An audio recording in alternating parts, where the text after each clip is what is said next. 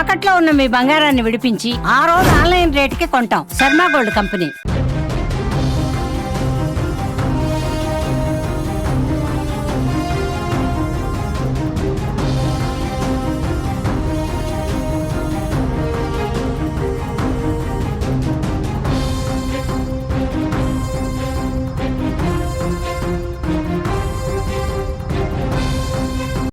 Breaking news చూస్తున్నాం.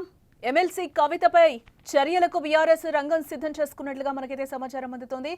బీజేపీలో BRS పార్టీని విలీనం చేసేందుకు ప్రయత్నించారంటూ ఎమ్మెల్సీ కవిత సంచలన వ్యాఖ్యల నేపథ్యంలో ఆమెపై పార్టీ అధిష్టానం సీరియస్ గా ఉన్నట్లుగా సమాచారం. ఈ నేపథ్యంలో మరి కాసేపట్లో ఆమెకు షోకాజ్ నోటీసులు ఇచ్చే అవకాశం ఉందని బీఆర్ఎస్ హైకమాండ్ సిద్ధమైనట్లుగా కూడా తెలుస్తోంది. పార్టీ చీఫ్ కేటీఆర్ లక్ష్యంగా కామెంట్స్ చేశారు. తాను రాసిన లేఖను బయటపెట్టింది ఎవరో చెప్పాలని డిమాండ్ చేశారు. పార్టీని నడిపించడం చేత కాదు కానీ తన మీద కుట్ర చేస్తున్నారని పరోక్షంగా కేటీఆర్ పై సంచలన ఆరోపణలు చేశారు. అంతటితో ఆగకుండా తన మీద జైల్లో ఉన్నప్పుడే కుట్ర జరిగిందని చెప్పుకొచ్చారు. లీకు వీరులను బయట పెట్టమంటే గ్రీకు వీరులు తనపై దండెత్తారని ధ్వజమెత్తారు కవిత. పదవులు పట్టుకుని వేలాడటం తనకు రాదని అన్నారు. తాను అసలే మంచిదాన్ని కాదని, జోలికొస్తే ఊరుకోనని ఆమె తీవ్ర వ్యాఖ్యలే చేశారు. అయితే కవిత వ్యాఖ్యలను సీరియస్ గా తీసుకున్న పార్టీ అధిష్టానం చర్యలకు సిద్ధమవుతున్నట్లుగా సమాచారం.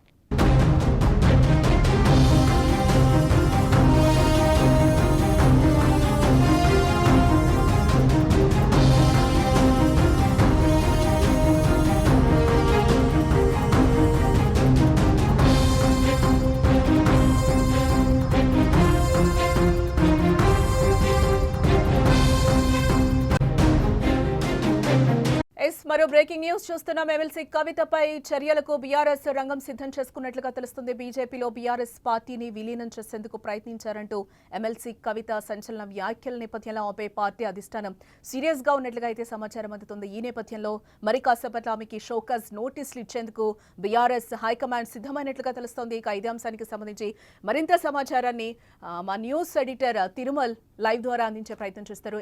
తిరుమల్, కవిత ఎపిసోడ్ మొత్తం మనం ఏ విధంగా చూడొచ్చు అని అంటారు? ఆమె ప్రధానంగా అయితే ప్రెస్ మీట్ పెట్టినప్పుడు కూడా కొన్ని సంచలన ఆరోపణలు చేశారు. కేటీఆర్ ని ఏ విధంగా టార్గెట్ చేశారో అదే విధంగా బీఆర్ఎస్ ని బీజేపీలో విలీనం చేస్తారు అనేది ఒకటైతే ఆమె బలంగా తీసుకొచ్చిన ఇదైతే మనకు కనిపిస్తుంది. ఇంకాసేపటి ఆమెకి షోకాజ్ నోటీసులు ఇచ్చే అవకాశం కూడా కనిపిస్తుంది. ఏంటి ఇదంతా మనం ఏ విధంగా చూడాలి? జానకి, చాలా స్పష్టంగా కవిత బీఆర్ఎస్ పార్టీకి నష్టం కలిగించే ప్రక్రియలోకి దిగింది. ఎందుకంటే కవిత చాలా స్పష్టంగా చెప్పింది, బీఆర్ఎస్ పార్టీని బీజేపీలో విలీనం చేసే ప్రయత్నం జరిగింది, కానీ అది కుదరలేదు. జైల్లో ఉన్నప్పుడు నేను అడ్డుకున్నానని చెప్పింది. ఇది పూర్తిగా పార్టీకి తీవ్రమైన నష్టాన్ని కలిగించే వ్యాఖ్యానం అవుతుంది. కవిత చేసిన స్టేట్మెంట్ ఎందుకు కవిత వాళ్ళు కాకపోతే కవిత అనుకుంటుంది పార్టీలో నాకు ప్రాధాన్యత లేదు, నేను పార్టీలో ప్రాధాన్యమైన పదవిలో లేను, నాకు పార్టీ నన్ను పట్టించుకోవట్లేదు, నాకు సరైన గౌరవాన్ని గుర్తింపుని ఇవ్వట్లేదు అని చెప్పేసి కవిత చెప్తుంది. కానీ కవిత చేసిన ఈ వ్యాఖ్యలు చాలా స్పష్టంగా బీఆర్ఎస్ పార్టీకి తీవ్రమైన నష్టాన్ని కలిగిస్తాయి. బీఆర్ఎస్ శ్రేణులు నిజంగా కవితని బీఆర్ఎస్ కార్యకర్తలు కావచ్చు, బీఆర్ఎస్ నాయకులు కావచ్చు, కేవలం కేసీఆర్ కూతురుగా చూస్తారు, పార్టీలో ఒక కీలకమైన వ్యక్తిగా చూస్తారు. ఆమె ఎంపీగా పనిచేసినా, ఎమ్మెల్సీగా పనిచేసినా, ఆమెతో మాట్లాడితే కేసీఆర్తో మాట్లాడినట్టు ఇప్పటిదాకా చూస్తూ వచ్చారు. అందుకనే కవితని అక్క అని పిలుస్తారు, ఎంత పెద్ద లీడర్లైనా కవితని అక్క అని పిలుస్తారు. అటువంటి కవిత ఒక్కసారిగా విభేదించడం, పార్టీ పైన నేరుగా విమర్శలు చేయడం, తాను రాసిన లేఖ బయటకు రావడం, ఆ తర్వాత ఇవాళ పార్టీ వర్కింగ్ ప్రెసిడెంట్ కేటీఆర్ని నేరుగా విమర్శించడం. లీకు వీరులెవరు, గ్రీకు వీరులెవరు? ఆ గ్రీకు వీరులు, లీకు వీరులు అనే పదం వెనుక చాలా పెద్ద అర్థం కనిపిస్తుంది. ఎందుకంటే కేటీఆర్ పైన ముఖ్యమంత్రి రేవంత్ రెడ్డి చాలాసార్లు చాలా ఆరోపణలు చేశారు. ఆ ఆరోపణలు అనేవి అతని వ్యక్తిగత క్యారెక్టర్కి సంబంధించినవి, అతని వ్యక్తిగతంగా టార్గెట్ చేసే విధంగా ఆరోపణలు చేశారు. ఈ గ్రీకు వీరుడు అనే పదం వాడటం వెనుక అర్థం అదే అనేది స్పష్టంగా అర్థమవుతుంది. ఎందుకంటే కవిత కేటీఆర్ని, అందుకని నేను అసలే మంచిదాన్ని కాదు, నాతో పెట్టుకోవద్దు, ఈ వార్నింగ్ కూడా ఇచ్చారు కేటీఆర్కి.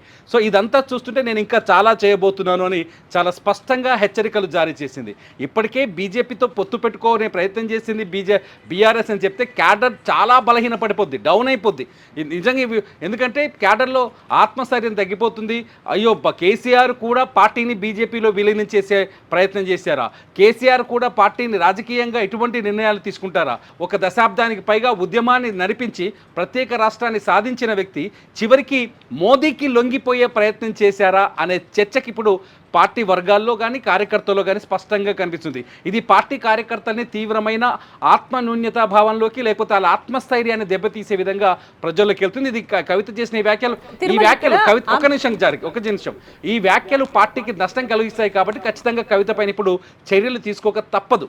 ఎందుకంటే ఖచ్చితంగా కవిత పైన చర్యలు తీసుకోవాలి, పార్టీకి నష్టం కలిగిస్తుంది. రెండో పాయింట్ వచ్చేసి కేటీఆర్ని నేరుగా విమర్శించడం. నేను కేటీఆర్ని వర్కింగ్ ప్రెసిడెంట్గా నేను భావించట్లేదు, ఆయన నేను అంగీకరించట్లేదు, నాకు నాయకుడు కేవలం కేసీఆర్ అని చెప్పడం. నిజానికి కేటీఆర్ని వర్కింగ్ ప్రెసిడెంట్గా చాలా పనులు చేస్తున్నారు, పార్టీకి సంబంధించిన కీలక నిర్ణయాలు తీసుకుంటున్నారు. పార్టీ రజతోత్సవ వేడుక వరకు మొన్న ఆయనే చేశారు. ప్రభుత్వం పైన ఎప్పటికప్పుడు రియాక్ట్ అవుతున్నారు, ప్రభుత్వాన్ని విమర్శిస్తున్నారు, ముఖ్యమంత్రి రేవంత్ రెడ్డిని టార్గెట్ చేస్తూ మాట్లాడుతున్నారు. ఇదంతా కేటీఆర్ పార్టీని భుజాన వేసుకొని ముందుకెళ్తున్నారు. అటువంటి కేటీఆర్ నాయకత్వాన్ని నేను సహించబోను, నాకు అక్కర్లేదు కేటీఆర్ అని చెప్పడం అంటే పార్టీని పూర్తి స్థాయిలో విభేదించడం.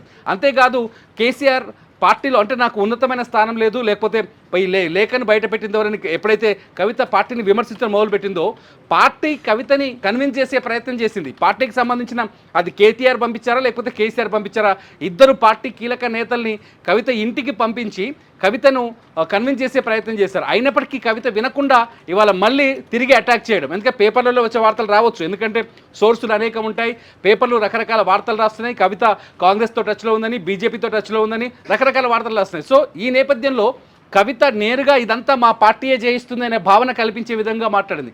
పార్టీ నా విషయంలో స్పందించట్లేదు, పెయిడ్ ఆర్టిస్టులను పెట్టి నన్ను నా పైన అటాక్ చేయిస్తున్నారు, పార్టీకి నాకు సానుభూతి చూపించట్లేదు, నా పైన పత్రికలు రాస్తున్న వార్తల్ని ఖండించకుండా పార్టీ నాయకులు నోరు మూసుకొని చూస్తున్నారు, ఇదంతా నన్ను కావాలని దెబ్బ కొడుతున్నారని పార్టీని కూడా చాలా అటాకింగ్ చేస్తూ వస్తున్నారు కవిత. ఇది కూడా పార్టీకి తీవ్రమైన నష్టం కలిగిస్తుంది. ఒక రకంగా చెప్పాలంటే కవితకి షోకాజ్ నోటీసులు ఇవ్వడానికి చాలా పార్టీ సిద్ధమవుతుందని చెప్పాలి. ఎందుకంటే ఈ కవిత చేస్తున్న ఆరోపణలపైన పార్టీ ఏదో రకంగా సమాధానపరచాలి, లేకపోతే సమాధానం చెప్పాలి, లేదంటే కవితని కన్విన్స్ చేయాలి, లేకపోతే కవిత ప్రెస్ మీడియాకి సమాచారం ఇవ్వకుండా, లేకపోతే ఇటువంటి సిచ్యువేషన్ అంటే ఇప్పుడున్న గ్యాప్ని పెద్ద చేయకుండా కంట్రోల్ చేసే ప్రయత్నం చేయాలి. ఇవన్నీ చేస్తే లేదు బీఆర్ఎస్ పార్టీ చాలా స్పష్టంగా వేచి చూస్తోంది. చాలాసార్లు అంటుంటారు కేసీఆర్ మౌనంగా ఉండడం కూడా ఒక వ్యూహం అని. కేసీఆర్ ఇప్పుడు మౌనంగానే ఉన్నారు, చాలా మౌనంగా జరుగుతున్న పరిస్థితులన్నీ పరిశీలిస్తున్నారు. ఈ మౌనం వెనుక ఒక అర్థం ఉండొచ్చు, కవిత ఇంకొంచెం పెద్దగా కావడం వల్ల కవితని పార్టీ నుంచి బయటికి పంపించేయాలని ఆలోచన చేయడం. ఇవాళ కవిత కూడా అన్నారు, నన్ను పార్టీ నుంచి బయటికి పంపించే కుట్ర జరుగుతోంది అని చెప్పేసి. కేసీఆర్ కానీ పార్టీ శ్రేణులు కానీ పార్టీ నాయకులు కానీ మౌనంగా ఉండటం అంటే ఖచ్చితంగా కవితకి నోటీసులు ఇచ్చి లేకపోతే కవిత నుంచి సమాధానం తీసుకోవడమా లేకపోతే కవిత పైన చర్యలు తీసుకోవడమా మనం చూడొచ్చు. షోకాజ్ నోటీస్ అంటే ఖచ్చితంగా తగిన ఆ నోటీస్కి వచ్చే సమాధానం సంతృప్తికరంగా లేకపోతే ఆటోమేటిక్గా చర్యలు తీసుకుంటారు. చర్యలు తీసుకుంటే కవిత పార్టీ నుంచి బయటికి రావచ్చు కూడా. ఇదంతా చూస్తుంటే ఒక పెద్ద పరిణామం బీఆర్ఎస్ పార్టీలో ఒక పెద్ద పరిణామం జరగబోతుంది అనేది మనకు అర్థమవుతుంది. ఖచ్చితంగా ఇటు బీజేపీ నేతలు కూడా కవిత వ్యాఖ్యల తర్వాత కొందరు రాజాసింగ్ లాంటి వ్యక్తి నేతలు స్పందించారు. రాజాసింగ్ అంటున్నారు, ఇటు బీజేపీ పైన కూడా ఆరోపణలు చేస్తారు.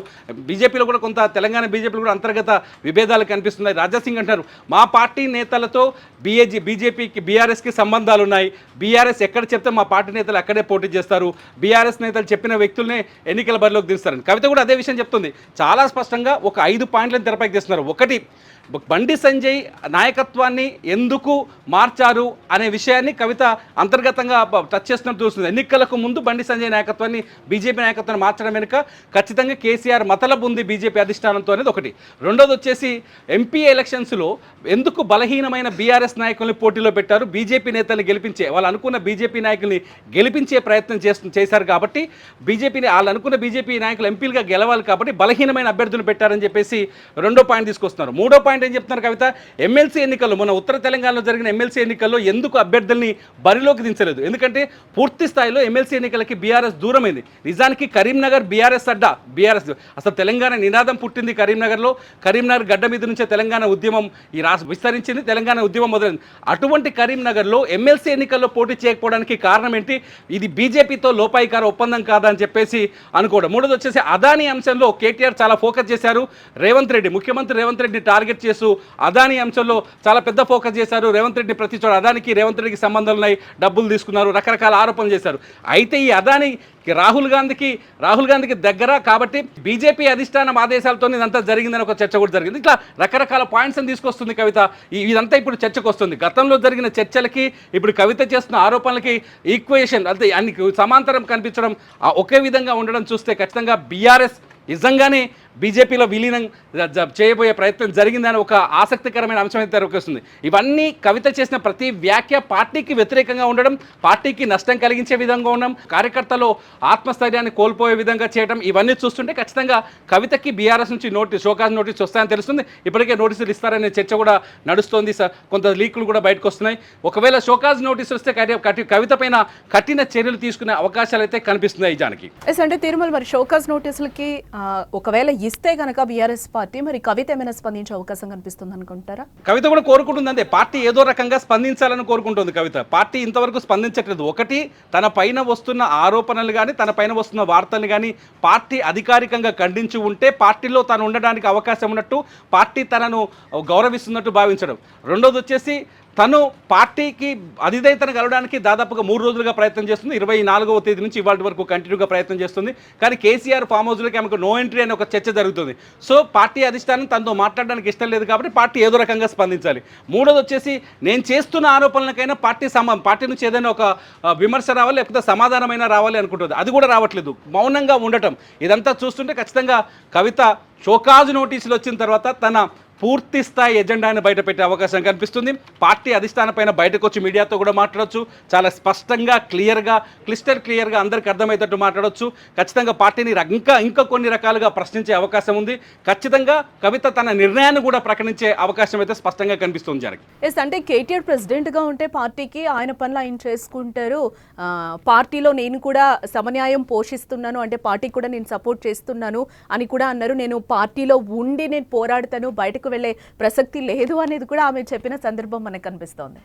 చాలా స్పష్టంగా చెప్తుంది, కేటీఆర్కి నాయకత్వం ఇవ్వకూడదు, కేటీఆర్ నాయకత్వంలో నేను పనిచేయను, నేను పార్టీలో నాయకురాలుగా ఎదగాలనుకుంటున్నాను, పార్టీలో నాకు కీలక బాధ్యతలు కావాలనుకుంటున్నాను, అందుకని ఇదంతా జరగదు. అసలు ఈ రచ్చ మొదలైంది అక్కడి నుంచి. కాబట్టి ఖచ్చితంగా పార్టీలో ఉంటే నేనే ఉండాలి, పార్టీ అధిష్టానంలో. నేను ఉండకపోతే బయటికి వెళ్తా, అంతే. ఏదో ఒకటి ఆప్షన్లు రెండే, ఒకటి నాకు ప్రాధాన్యత ఇస్తారా, లేదంటే నన్ను నా దారి చూసుకోమంటారా. ఈ 2 ఆప్షన్స్ మాత్రమే ఇప్పుడు బీఆర్ఎస్ ముందున్నట్టుగా అర్థమవుతుంది. జానకి అంటే డైరెక్ట్గా ఆమె కేటీఆర్ని టార్గెట్ చేసినప్పుడు, కేసీఆర్కి కాళేశ్వరం నోటీసులు ఇచ్చినప్పుడు కానీ, తెలంగాణ తల్లి విగ్రహం మార్చినప్పుడు కూడా బీఆర్ఎస్ పార్టీ ఏం చేసింది, కేసీఆర్ చుట్టూ ఉన్న వాళ్ళందరూ ఏం చేశారు, అదాని టీషర్ట్స్ వేసుకొని తిరగడం తప్పితే అని చెప్పి కూడా ఆమె డైరెక్ట్ కేటీఆర్కి క్వశ్చన్స్ వేసిన పరిస్థితి కనిపిస్తుంది. సో ఇదంతా ఒక ఎపిసోడ్ నడుస్తున్న తరుణంలో ఖచ్చితంగా షోకాజ్ నోటీసులు ఇస్తే ఆమె యాక్సెప్ట్ చేయడానికి రెడీగా ఉన్నారు, పక్కకి వెళ్ళిపోవడానికి కూడా సిద్ధంగా ఉన్నారు అని అనుకోవచ్చు అంటారా? దాని అర్థం అదే జానకి, మొదటి నుంచి అదే కదా చెప్తుంది. చాలా స్పష్టంగా పార్టీ ఏ విధంగా స్పందిస్తుందని కవిత ఎదురు చూస్తోంది. పార్టీ పైన ఇంకొన్ని విమర్శలు చేసే అవకాశం ఉంది.